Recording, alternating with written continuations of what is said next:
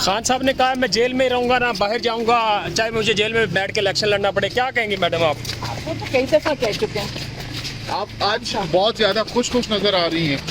अपनी खुशी का राज बताइएगा। खुश नहीं है ये साइफर तो इस वक्त हमें तो ये पता है कि अब सब साइफर का देखना है, क्योंकि एक तरफ से कोई खबर आती है, एक तरफ से आज ज़रा इम्पोर्टेंट दिन है तो हम इसमें आपको भी क्या कंफ्यूजन खत्म नहीं हुई कि जो एक तरफ एक बेंच कह रहा है कि जी स्टे है, दूसरा बेंच कह रहा है इसको चलाएं आगे, तो ये क्या मामला चल रहा है? मुझे क्या पता क्या हम तो खुद आके देखना चाहते हैं कि ये कौन कर रहे हैं। आपको अब क्या बताएं, आप सारों को पता है कि कोर्ट्स में क्या हो रहा है। आज पंजोथा साहब इंसाफ करते तो ये पाकिस्तान की और हम सबकी खुशकिस्मती है। पंजोथा साहब ने आज एक बार फिर चीफ जस्टिस को कहा है कि आप बेंच से अलग हो जाएं, मुझे यही हदायत है। क्या इमरान खान साहब ने हदायत दी हुई है कि चीफ जस्टिस आमिर फारूक जो हैं वो उनके केसेस ना सुने? इमरान खान को तो बहुत देर से कह रहे हैं कि जो इंसाफ ना दे सके उसको इस बेंच पे नहीं होना चाहिए। इमरान खान तो काफ़ी अरसे से ये कह रहे हैं, और अगर आपको इंसाफ आज नज़र आ रहा है होता हुआ तो फिर मेरे ख्याल में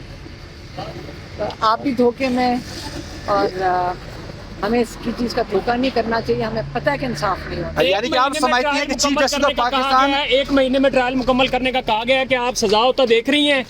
उनको कोई जल्दी लग रही है, क्योंकि मैं ख्याल में कोर्ट की छुट्टी हो जाएगी 1 महीने में, तो क्या पता इसलिए उनको जल्दी हो।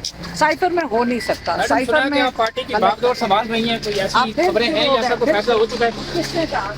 जी ये मीडिया में मैडम खबरें आ रही हैं। वो आप ही लोग डालते हैं। मैं फिर से कह दूं, इमरान खान जो लीडर हैं, मुझे बताएं लोगों के मसलन वालिद जेल में चले जाते हैं तो वो नया वालिद ले आते हैं घर में। आप सुन लें, फिर से सुन लें, लीडर जो है चाहे वो जेल में हो चाहे बाहर हो, इमरान खान ही लीडर हैं और वो रहेंगे।